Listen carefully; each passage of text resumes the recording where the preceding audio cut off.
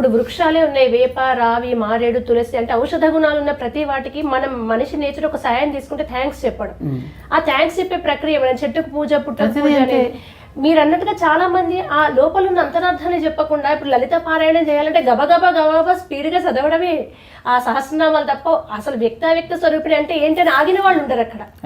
అంటే ఎందుకు అమ్మ ఏం చేస్తోంది అనే అర్థాన్ని తెలుసుకోలేని స్థితిలో ఉన్న వాళ్ళకి పూజా విధానం అంటే మీరు ఏం చెప్తారు? ఒక పారాయణమే ఉంది, ఇన్నిసార్లు గబగబా చదవాలి, బుక్ అక్కడ పెట్టాలన్నట్టుగా చాలా మంది గృహిణులు నేను చూస్తున్నాయి మధ్య. ఆ పారాయణం ఎలా చేయాలంటారు?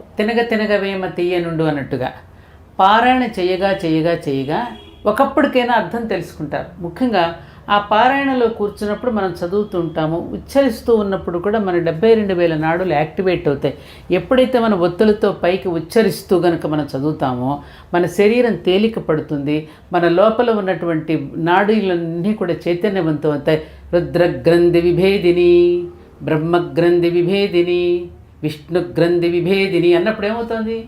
ఆ గ్రంథి విభేదిని అన్నప్పుడు నువ్వు గట్టిగా పలుకుతూ ఉన్నప్పుడు మనకు మామూలుగా యోగాది చేసేటప్పుడు కపాలభాతి అని చేయిస్తుంటారు, నీకు ఆటోమేటిక్ అయిపోతుంది కపాలభాతి.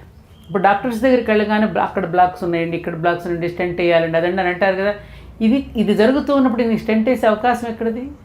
స్టెంట్ వేయాల్సిన అవసరం ఏముంది? ఇప్పుడు అసలు చదవడమే లేదు, వాట్సాప్లో చూస్తున్నాం, టీవీలో చూస్తూ మౌనంగానే కూర్చున్నాం, పక్క వాడితో కూడా మనం మాట్లాడేటప్పుడు ఏమవుతుంది? మన శరీరంలో అన్నీ బ్లాక్స్ మూసుకుపోతాయి కమ్మా. అక్కడే కూర్చొని అక్కడే తినేస్తున్నాము, లోపల కొవ్వు పెరిగిపోయి అన్నీ మూసుకుపోతాయి నాళాలన్నీ కూడా. అప్పుడు ఏమవుతుంది? అనారోగ్యం పాలవుతాం. అప్పుడు మళ్ళీ డాక్టర్స్ దగ్గరికి వెళ్తాం, ఆ మందులేమో మింగుతాం, అదంతా విషయం. ఇన్ని ఇబ్బందులు మనం ఎందుకంటే పెరటిలోనే మనకి ఇన్ని మంది ఎందుకమ్మా? మన ఇంట్లో ఉన్న వంట ఇంట్లో ఉన్న ఆవాల డబ్బా అని పెద్ద మందులు పెట్టే మనకి ఫస్ట్ ఎయిడ్ బాక్స్ అంతా అందులోనే ఉంది. చిన్న చిట్కాలతోనే మనకి ఎన్నో చెప్పారు కదా. అంటే తప్పు మనది కాదు, మనల్ని ఆ విధమైనటువంటి భ్రమలలో ముంచేశారు. తప్పు మన వాళ్ళ జాతిని అనడంలో తప్ప వాళ్ళ తప్పు కానే కాదు. ఆ రకమైన భ్రమల్లో మనల్ని ఎంతోమంది వచ్చి పరిపాలించడం వల్ల ఈ దేశం మీదకి అనేక రకాల మన పురాణాల మీద కానీ మన వేదాల మీద కానీ అన్నింటినీ కూడా రకరకాలుగా నెగిటివ్గా చెప్పి మనల్ని మనమే అనుమానించేటట్టుగా మనల్ని ఒక భ్రమల్లో పెట్టారు. ఓహో మనం చేస్తూ తప్పేదేమో, మనం అలా కాదేమో, వాళ్ళే గొప్పవాళ్ళేమో అని వాళ్ళ భాషనే ప్రేమించడం కానీ ఆ దేశాలనే ప్రేమించడమే చేస్తున్నాం ఇప్పటికీ కూడా. అందుకని ఇప్పటికైనా మనంగా ఉండాలి అంటే మన దేశీ సంస్కృతి ఏమిటి, మన దేశం ఏమి ఇచ్చింది, ఏం చెప్పింది అనే మూలాలు కనుక ఇప్పటికైనా వెళ్ళగలిగితే కనీసం నెక్స్ట్ జనరేషన్ నుంచి అయినా స్టార్ట్ చేసుకోవడానికి అవకాశం ఉంటుంది.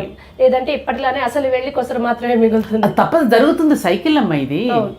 మళ్ళీ ఇప్పుడు కలియుగం సత్యయుగం ఆరంభం కావాలంటే ఇప్పుడు విత్తనాలే కదా రేపు తయారు కావాల్సింది. కాబట్టి ఈ విత్తనాల మీద మళ్ళీ ప్రారంభం అవుతుంది. That is our hope.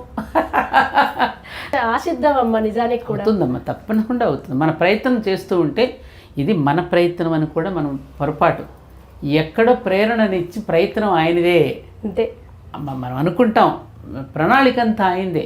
A Covid లాంటిది వస్తే మళ్ళీ వంటింట్లోకి పరిగెత్తుతారు. ఇప్పుడు మరి అదేగా వచ్చింది ఆయన కోవిడ్, ఆయన ప్రణాళిక కాదంటే పక్కగా దైవ ప్రణాళిక ఇది. ఇలాంటి ఇంట్రెస్టింగ్ వీడియోస్ కోసం తప్పకుండా మా ఛానల్ని సబ్స్క్రైబ్ చేయండి.